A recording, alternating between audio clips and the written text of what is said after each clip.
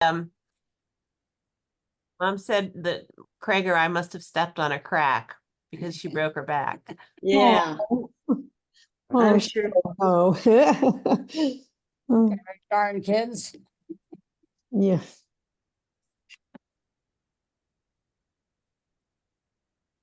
Oh, we've been having a lot of fun, haven't we, you guys? Yeah, you have been, Pat.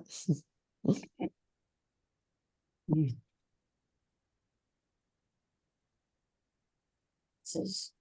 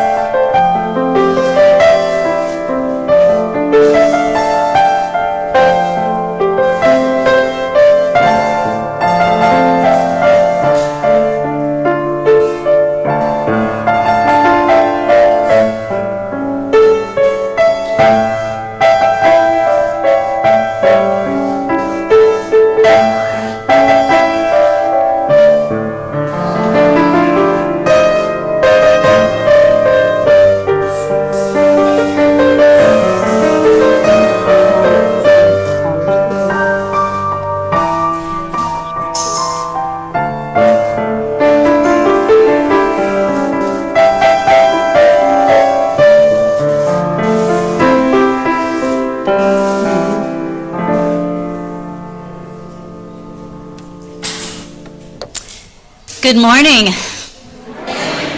Welcome to the Unitarian Coastal Fellowship. We are so glad you are here. Ours is a pluralistic faith community that draws wisdom from the world's religions as well as our own experiences of the divine. We choose to come together into a covenantal community. We believe in deeds, not creeds, and that what we do in this life matters because not all of us agree about what happens in the next life, or even if there is a next life. I am Leslie Runnels, the minister of this congregation, joined with Jason Pesh as worship associate. Once greeters have been David Hughes and maybe his wife Louise was with them. We have accompanist Megan Smith, Karen Baggett as song leader, Ken Young, Susan Roberts, and I think Harriet as backup will make magic in the Zoom room in AV today. Thank you all for pitching in every Sunday. And if you are visiting us for the first or second time today, would you raise your hands that we may welcome you? Hi, beautiful. Welcome.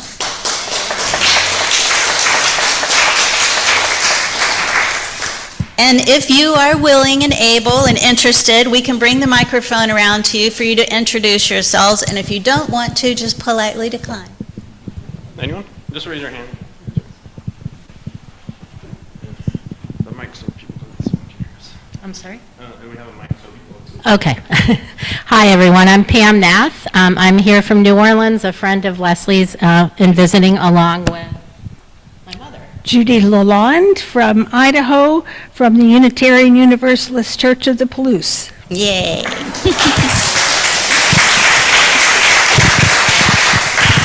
Anyone? Hi, I'm Shanetta Brunges. This is my husband Todd. We're visiting from Virginia, and we're members of UU Reston in Northern Wonderful. Virginia. Welcome.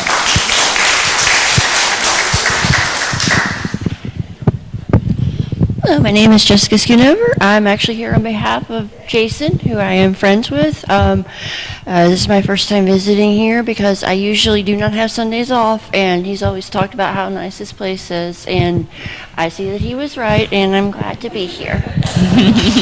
Welcome, Jessica. Anyone else? Hi, everyone. I'm Kelly. I became aware of this place through Jason and Wendy, and I'm really excited to see what it's all about and get to know some people. Welcome, Kelly. Anyone else? Beautiful. Thank you all. And now with the AV team, please tell us who is on Zoom with us today. We have Barb Thomas, Marilyn, Happy, Susan Fetzer, Dan Phillips, Sally Davis, Gary, Kay and Daryl Lynch, Karen Reddy, Christy Marsh, and Pat Harms. Beautiful. Hi, everybody. All right, we do have some announcements today. I want to start with some things that are coming up on September 1st, which is next Sunday. We're going to have backpack blessings. So we invite those of you with young children or anybody who is carrying a backpack or a lunchbox or a briefcase, right? Some of us carry briefcases to work, to bring that here with us to the worship service, and we have a little present that we're going to put on the backpack or the briefcase to bless you for the next year. So that's next week. And then water communion will be the week after that, September 8th. It's always a very beautiful ceremony. And people will bring water from home, and you can bring it in any vial or vessel that you have, but we also have some by the name tags out front, little bitty vials that you can bring. We bring all of that water together in community and bless it, and we'll have a nice little ritual for that. And then just to plug again, we're going to have the Climate Justice Revival at the end of September, and there's going to be a lot of hooping and hollering around that. We're going to have a movie night. We're going to have a day on a Saturday where we have workshops throughout the day, including programming for children. We'll have nursery care. We're going to have snacks. We're going to have lunch. We're going to have all of that. And then Sunday worship service will be a climate justice revival. Yay. Are there any other announcements?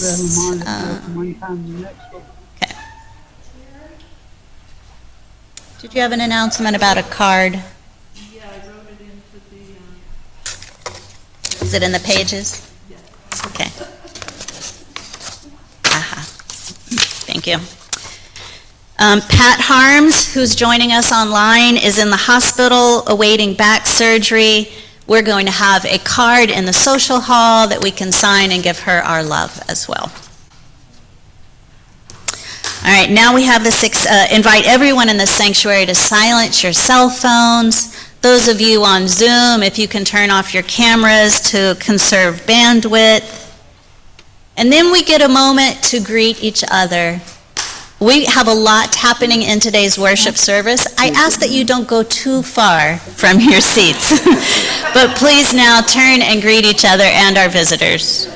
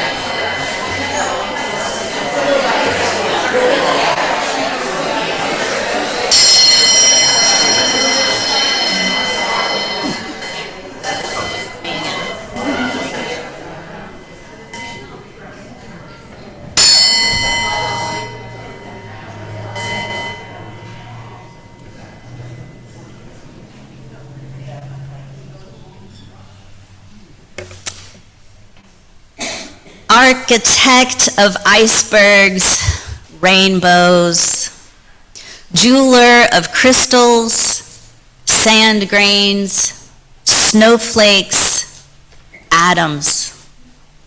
Mason whose tools are glaciers, rain, river, ocean. Chemist who made blood of seawater, bone of minerals in stone, milk of love. Whatever you are, I know this. Spinner, you are everywhere in all the ever-changing above, whirling around us. Yes, in the loose strands, in the rough weave of the common cloth, threaded with our DNA. On the hubbed, spoked spinning wheel that is this world, this solar system, galaxy, universe. Help us to see ourselves in all creation and all creation in ourselves in one another. And let us now say these words together. Come, let us worship together.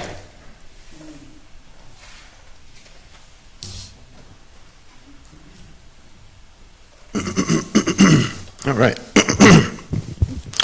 Our chalice lighting comes from Steve Stock. We light this chalice to celebrate the inherent worth and dignity of every person, to reaffirm the historic pledge of liberal religion, to seek that justice which transcends mere legality and moves toward the resolution of true equality, and to share that love which is ultimately beyond even our cherished reason, that love which unites us. And we also light our peace candle to remind ourselves that peace is a process that requires work. That peace is not merely an absence of conflict, but the presence of justice. Please rise in body or spirit and sing together number 211, We are climbing Jacob's ladder. We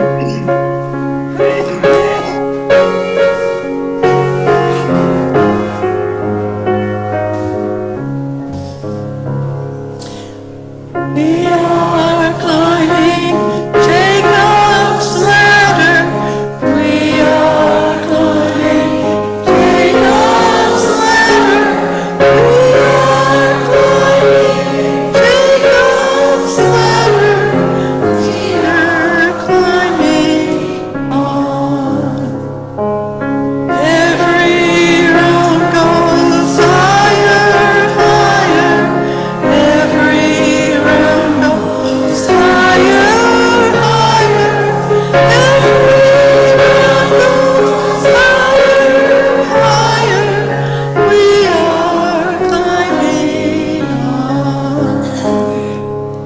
If I stumble, will you help me? If I stumble, will you help me? If I stumble, will you help me? We are climbing on. Though the road is steep and rugged, though the road is steep and rugged, though the road is steep and rugged, we are climbing on.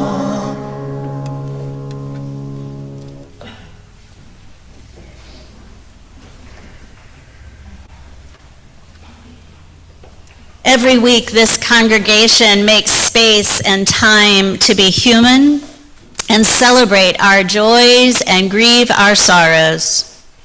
Should you wish to share a personal joy or sorrow about a person or persons in your life, there is a paper to fill out and place in the basket on the way to the chalice. After our ritual, I will read these personal joys and concerns to the congregation.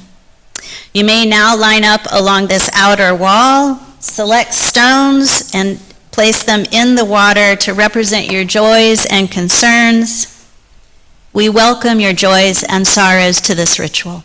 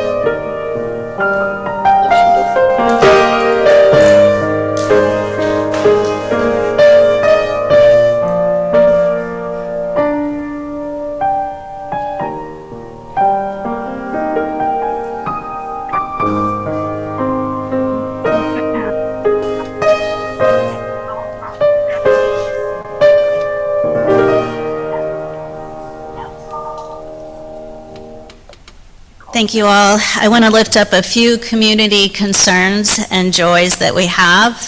One is that Sally Davis, who is joining us online, had a very successful heart surgery, but then last night had some failings, so now she's going in for surgery again today. We just want to let you know that we are really holding you and Pat in our deepest love as you go through these surgeries. I also want to lift up that Community Baptist Church in Newport had a fire that destroyed their building. I think we can all know how painful that might be for a community, so we offer them our love. For the Palestinians who wake up each day to sounds of war and loss, may there be an end to war and a space made for healing. For those who are neurodivergent or who love someone who is, there has been a lot of love and support for Tim Walls' son, Gus, who expressed his deepest appreciation and admiration for his father. May you know you are loved just as you are, and your love is important in this world. And now for your personal concerns, for love to surround Cyril and to help him heal. Alan started second grade. Crying like a baby when his daddy was. And I believe this is Kel. Last resort for chronic pain for a failed fusion in the spinal cord. Stem surgery scheduled for September 31st. So we will keep you all in our hearts as all of this healing continues in our community. This community witnesses your joys and your concerns, even the ones not spoken aloud or those that are slowly forming in your heart. May you know you are held in love and that you are not alone. Whether you are in grief or in celebration, we are here for each other. May you know love, may you know peace, and may you be safe. And today, our Time for All Ages is a book called Mahatma Gandhi. And Jason, if you would like to come forward, any of those who are young and young at heart can come forward so you can see the book.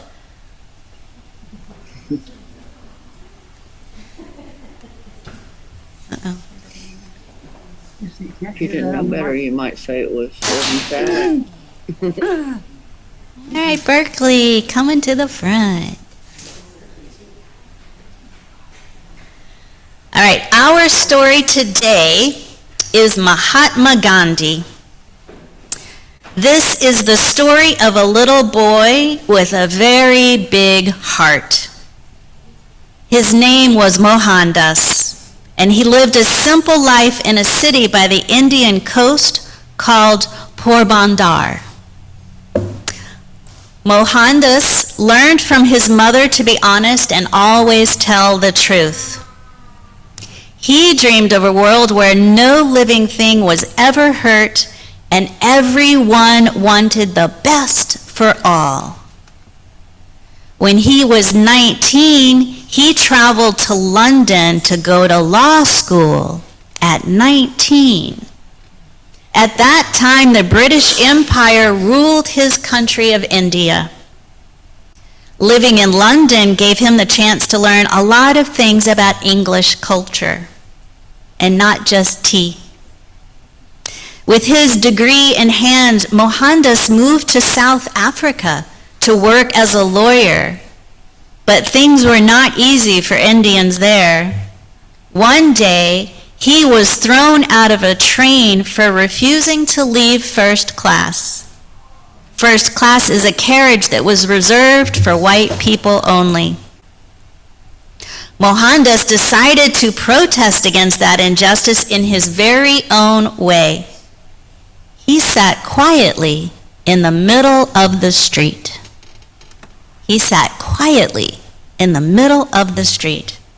Soon, thousands of Indians gathered and joined him. It was the first peaceful resistance movement ever. Yes, yay. For more than 20 years, Mohandas and his followers kept working to improve the rights of Indians in South Africa.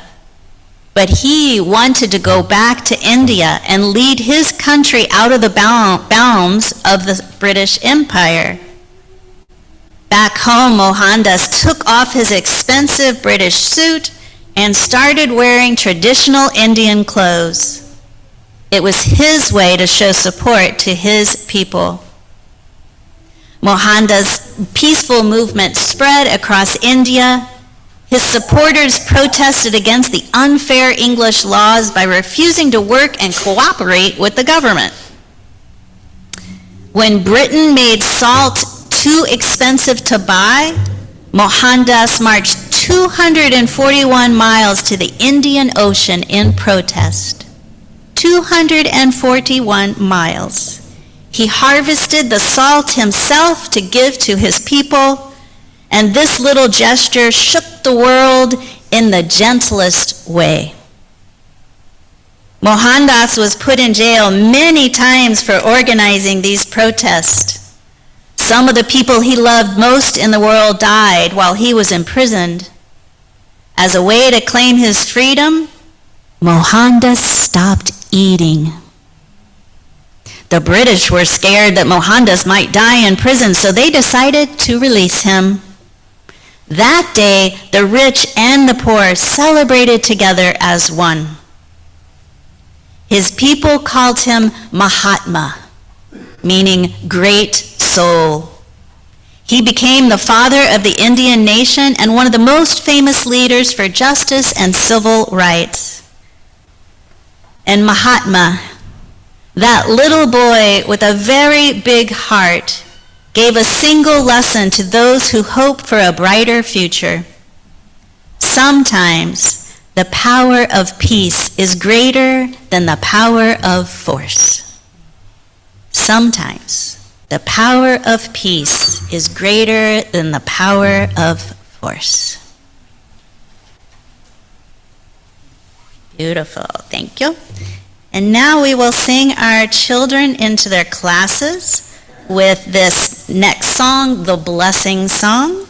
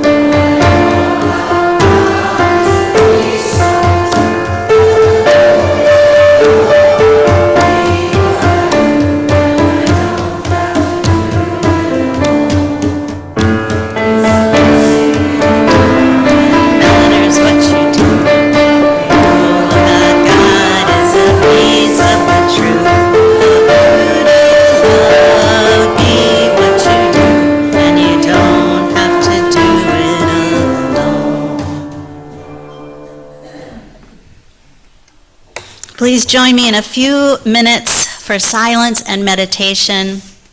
We'll start with taking 3 deep breaths together.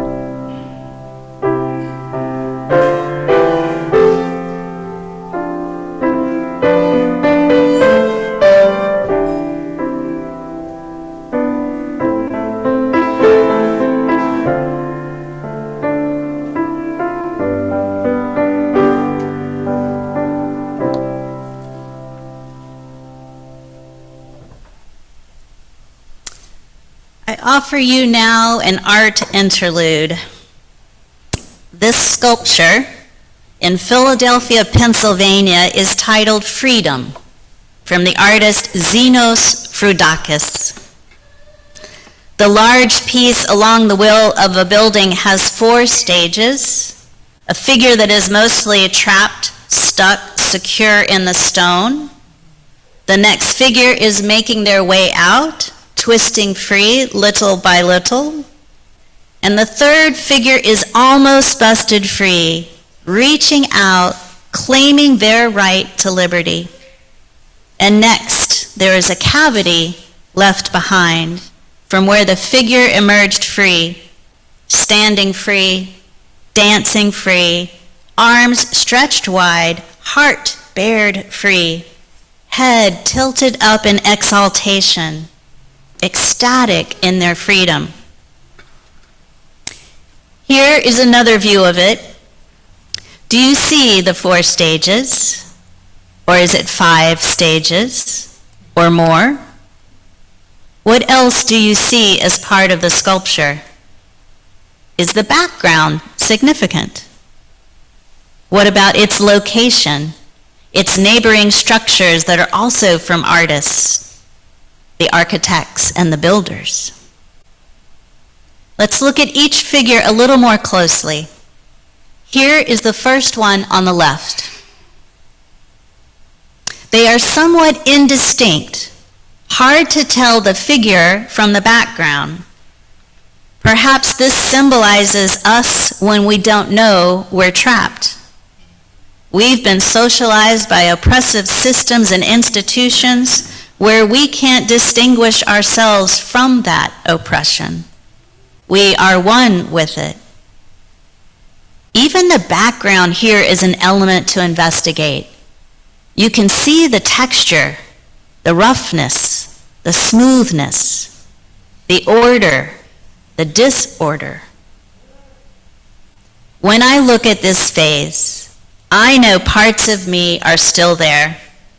Parts of me that need more awareness, more attention, connection to resources for healing.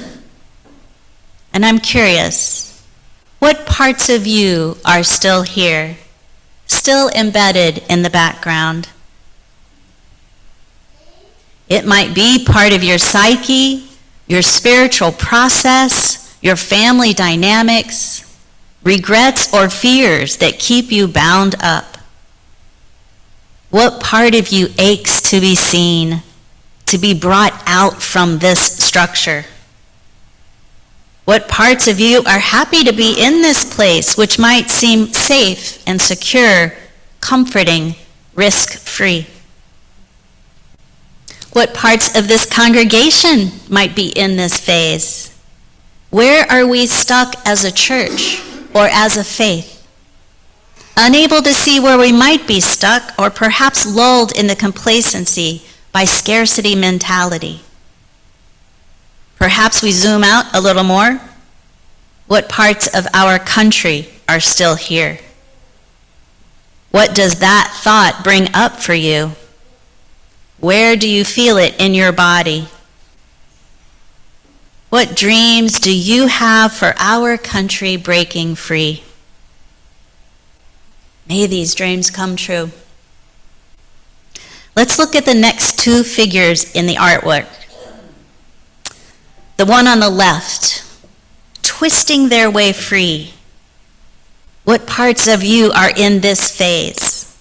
Aware of what you need to do, but maybe still struggling with how to get free. Or getting free is confusing, twisting you up. The figure's hands are still stuck behind. What does this mean to you? Our hands, when they are working as designed, are enablers to all kinds of work and play and joy. What do you think is holding this figure back? What is holding you back? Are you holding on to something with both hands, to something that is holding you back? Let's play again. What parts of this congregation are twisting free? And what are we holding on to with both hands that we can't let go of? Our country, our Supreme Court, our healthcare system, all the things they are holding on to with both hands. Patriarchy, racism, cis heterosexism, ableism, classism, and more. But that figure on the right, crouching down to get leverage for that final push free, reaching one hand forward to grasp onto someone else to help them get that last bit free. There is a slight smile. Do you see it?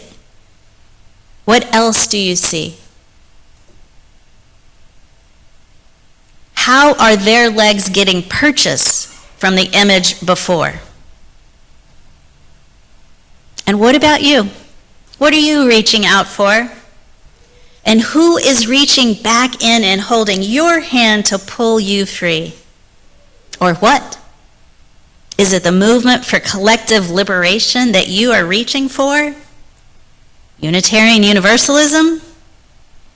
Your therapist, coach, other healers? The moon? What else helps you get unstuck? This congregation. What is holding onto this congregation, pulling us free? Our faith, our community, mutual aid, the call of justice? Is it Mother Earth? Zooming out, our country? Who or what is our country holding on to? What or who is reaching into the country, helping the country get free? Perhaps our country isn't here at this stage yet. What do you think? Let's look at this last stage. This is really two pieces: the cavity left behind and the freed figure. The cavity is a little bit haunting, isn't it? It could even look like a grave. The darkness near the head. This cavity image, the idea of a grave, rings true for me. While I am not at the final stage on the right, this absolute and utter freedom, but I can imagine the things, the people, the ideas that might be left behind in that cavity that I have had to leave to be free. Maybe the cavity isn't haunting to you at all. Maybe you see something different symbolized there. Play with that. Enjoy that exploration. Make your own meaning. And finally, that blessed, blissfully free figure. Oh, what joy. Freedom taking flight. Unfettered, unchained, unrestrained. Free to feel everything. Free to be everything. Free to love everything. What does this image feel like to you? Is it beautiful? Is it painful? Does it feel close? Do you feel a little more free each day? This congregation, this freedom, this country, this freedom. This is what we work and play for, no? To see this, to feel this, to be this. May it be so, and may we all feel this freedom. One last look at the entire sculpture. Do you see yourself? What do you see now? What do you feel now?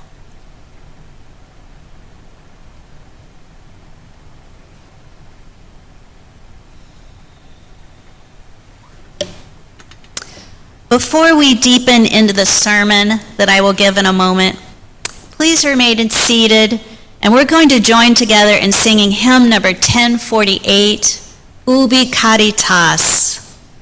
And let's be thoughtful. Let's sing it to each other. We will sing it 5 times so that we can rest into it and feel it.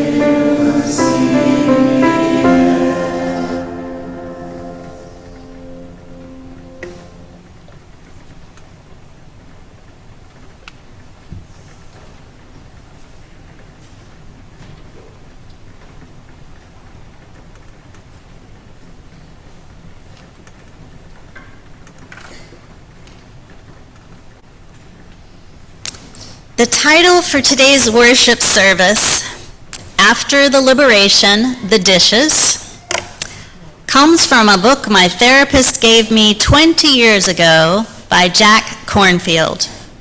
His title was After the Ecstasy, The Laundry. At that time in my life, I just wanted to be enlightened, be above all that normal stuff, just be light and love, and nothing could touch me or trouble me. She laughed. I laughed. If Siri or Alexa had existed then, they would have laughed too. That idea of mine that I could just float above in enlightenment and not be bothered is an example of spiritual bypassing. And I do it in many ways. When Trump was elected in 2016, couldn't I just move to Canada? Bypass all that pain that I felt was coming. Or now that our climate change is at our feet right here in North Carolina, can't I just move up north? Get away from what is coming. More hurricanes, more storms. Run away. As if I don't have the grounding, the stamina, the resources, the community, the faith to deal with what may come. The fear of fear gets a hold of me sometimes. I think about that sculpture I showed you, that first stage. I think fear is what holds me back most of the time. So I think, oh, if only I was enlightened, all would be well. But it does me no good to be enlightened and in some other existence that pretends the world of pain and suffering doesn't exist. Part of Buddhist philosophy and practice is to use mindfulness and meditation to ease suffering in the world, our own suffering and those of others. I nodded when I read what 75-year-old Pir Khan, who heads a Sufi order, said about his many great teachers that he's met in India and Asia. That if you were to bring them to America, give them a house, 2 cars, a spouse, 3 kids, a job, insurance, and taxes, they would all have a hard time too.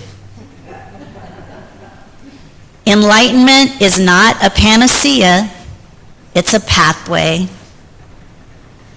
There is a story of a 19-year-old who traveled to India to study with a cave-dwelling rishi, who told him that the time has come when there will not be rishis living in caves anymore. It is now the time when illuminated beings will have to be amongst the people in the world.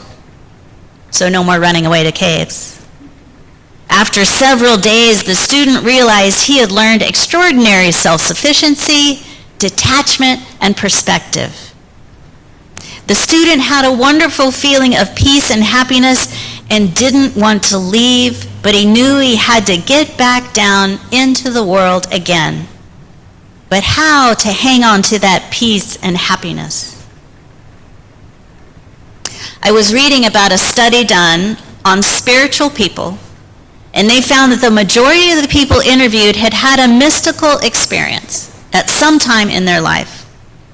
As the researchers dug deeper, they discovered that most of those people would not want it to happen again. And I thought, wow, why? Why is that? Why is a mystical experience not something we would want to do again and again? Thoughtful questions. Those mystical experiences, those gates of awakening, often can't be explained by words and don't fit in with common occurrence, common experience. And that can be unsettling and even frightening. And oftentimes we don't get to choose to experience those moments. They oftentimes just come upon us. And many people, many cultures, have used mushrooms and psychedelics to bring forth these spiritual experiences, using them for intentional spiritual processing, to enter into deeper experiences of self or external enlightenment. And then, when the drug or the catalyst wears off, they have just the memory of the feeling or the experience. A beautiful quote by René Daumal: "You cannot stay on the summit forever. You have to come down again. One climbs and one sees, one descends and one sees no longer, but one has seen. There is an art of conducting oneself by the memory of what one saw higher up. When one no longer sees, one can at least still know." Do you see how it is one of those beautiful both and kind of things? Yes, go up, see, be enlightened, illuminate, but also yes, come down and remember, know what you have seen, even if you are down here in the muck.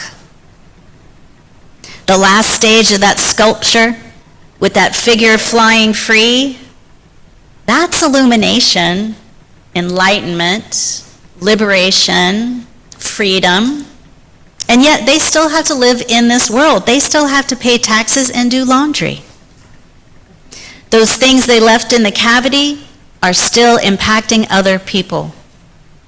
They still need to be the one who reaches to that third figure who has one arm stretched out for freedom, and to help that second figure loosen their hands that grip so tightly to what holds them back, and to whisper in the ear of that first figure who needs to know some of the unknown. The work and play continues. Enlightenment, freedom, liberation, illumination sometimes comes in a momentary flash, sometimes ever so slowly over time. Sometimes it will feel like it will never come. no matter how patiently I meditate. Where the heck is that enlightenment? A story for you.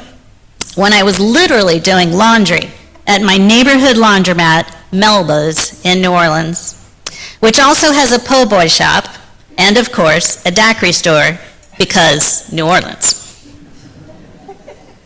And I'm slogging through laundry, hauling clothes into the washer, and then hopefully if I can get a free cart, slapping the wet clothes into there, hauling them up into a dryer, dumping my quarters. It is not my favorite chore. So I'm feeling grumpy. Like laundry is a waste of my time. I have so much to do. Not this, please. The laundromat also has a little play area for children and some adults, where they have sheets of paper and crayons. I got a big piece of paper and crayons, and I'm sitting there doodling while I'm waiting for my clothes to finish washing. But I'm in this state of dis-ease, unhappiness, a little pity party that I have to do laundry. And I know right through the laundry doors is a little nirvana land of temptation. Shrimp po' boys, oyster po' boys, that delicious combination of both shrimp and oyster. A roast beef po' boy where the gravy and the mayo will drip down my arm, past my elbow. And a wall of daiquiri machines, any one of 20 flavors. Or any ridiculous combination of flavors that I can come up with. And yes, of course, I can also add an extra shot of liquor to it, because New Orleans. Sometimes very far. But I know that my body can't handle either the po' boy or the daiquiri. They seem like these alluring offerings of freedom. But to this body, they are pain disguised in deliciousness. So I'm grumpy. I look at my crayon drawing, which is just swirls of colors and some letters. I look at the letters I've written. This new word appears, healthing. Not health, not healing, but a combination of both. Turning a noun into a verb in that way we do now. Healthing. Suffering and temptation are playgrounds for theological work. I'm grumpy, frustrated, sad for myself, and temptation is right there, steps away. But knowledge is there too. The body wisdom. And right then, as I saw that word healthing, I felt lighter and brighter and more grounded. Okay, this might not be that big flashbang of enlightenment, but it was a lightening. My mood shifted. I breathed more deeply and more consciously. I was healthing, holding myself in care and wisdom while I did a chore that I don't like, continuing to honor my body's wisdom. The Buddha says, within the fathom-long body is found all of the teachings, is found suffering, and the end of suffering. Body wisdom. Pema Chodron explains it more by saying, it's also helpful to realize that this very body that we have, that's sitting here right now, with its aches and its pleasures, is exactly what we need to be fully human, fully awake, fully alive. Body wisdom. One more source of wisdom. Eduardo Galeano puts it this way. The church says the body is a sin. Not this church, though. Science says the body is a machine. Advertising says the body is a business. The body says, I am a fiesta. which makes me think of that final figure in the sculpture, arms outstretched, such a fiesta of freedom. One of the earlier quotes was about how when you get enlightened, you get wisp of freedom, you still have to come down and be a part of the muck, bringing with us what we learned, what we saw, how freedom felt, even for that brief moment during that 3-day meditation retreat or that week-long silent retreat, that short little day at the spa. Remembering what it felt like so that we can be it here in the muck. No surprise, I still grumble when doing laundry. But I remember what it was like to see that word healthing, how I felt calmer. Maybe you have heard the phrase, wash the dish like it's the Buddha's belly. Meaning that even when you are doing the mundane things, we can still bring our healthy selves to it.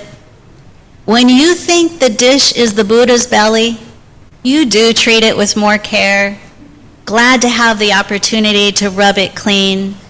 It becomes a more sacred act. So sometimes I pretend I'm washing the Buddha's robes when I do laundry. It helps. Making these common chores into a sacred act brings my wholeness and holiness to the task. Wholeness, holiness, liberation, freedom, enlightenment, illumination, joy, and pleasure. One more gift to share from Kelly Wiseman Aspruth Jackson, a prayer for unfinished business. O cosmos of spinning stars and indifferent stones, hear my prayer. Do not afflict me with a vision so narrow and a heart so small that all my greatest hopes could be accomplished within a single lifetime. Grant me dreams so great and numerous that I might spend the fullness of my days to realize them and have ample remaining to leave to my inheritors. Spirit that bore me and must one day take me home, allow me the mercy to depart this life with unfinished business.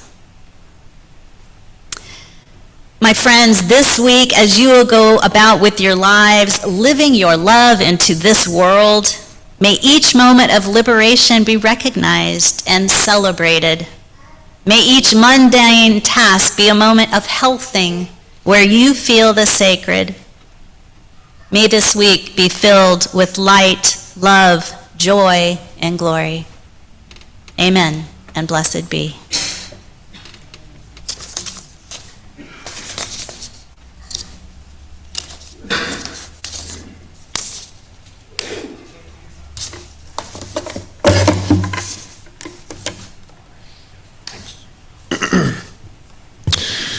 Each month, the Social Justice Committee selects a local nonprofit to share the plate with UCF.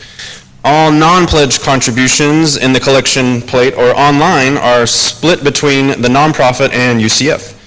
For the month of August, UCF will share the plate with the Carteret Literacy Council, who provides assistance with reading, writing, English as a second language, citizenship, grammar, phonics, and math. Please give generously as you can to support this worthwhile cause. And I invite the greeters forward to collect today's offering.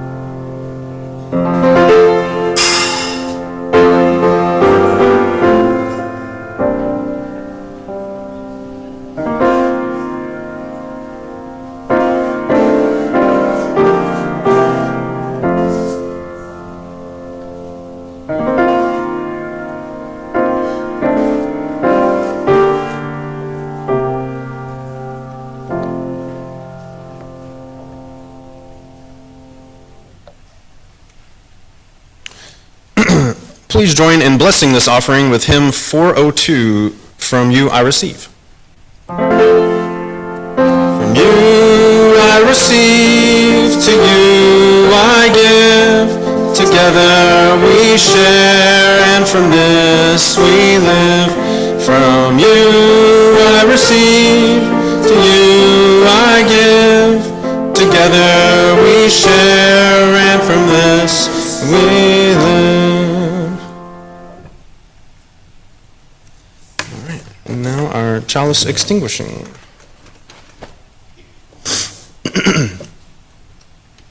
Please join me in reading our chalice extinguishing words. Ready? Okay. All right, we extinguish this flame, but not the light of truth, the warmth of community, or the fire of commitment. These we carry in our hearts until we are together again. And now in Español. Extinguimos esta llama, pero no la luz de la verdad, el calor de comunidad, o el fuego de nuestro compromiso. Estos los llevaremos en el corazón hasta que estemos juntos otra vez. Thank you. Please stand as you are willing and able for our closing hymn, number 348, Guide My Feet. We're going to be doing verses 1, 2, and 4. And just to note, this song was written long ago and has some ableist language in it. While I run this race, and we know not everyone can physically run a race right now. So we hold that complexity while we sing it together. Additionally, this is a spiritual from the African American tradition, who use it as part of their movement for freedom. As we sing, let us hold that commitment and awareness.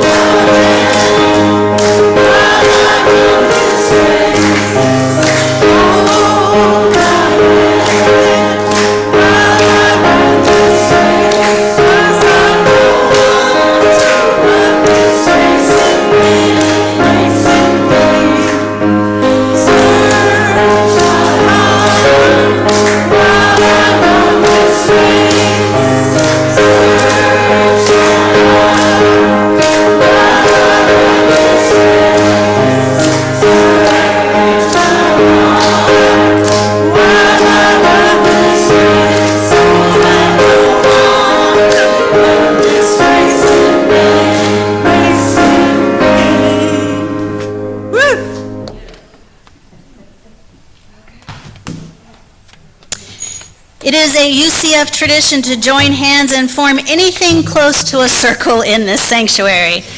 However, if you prefer to stay seated in the center, we will surround you with presence and love.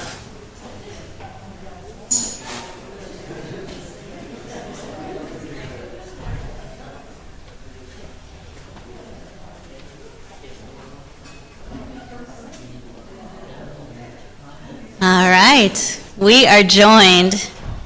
Be ready in every moment to disarm your own heart to the truth of another. Go now in love.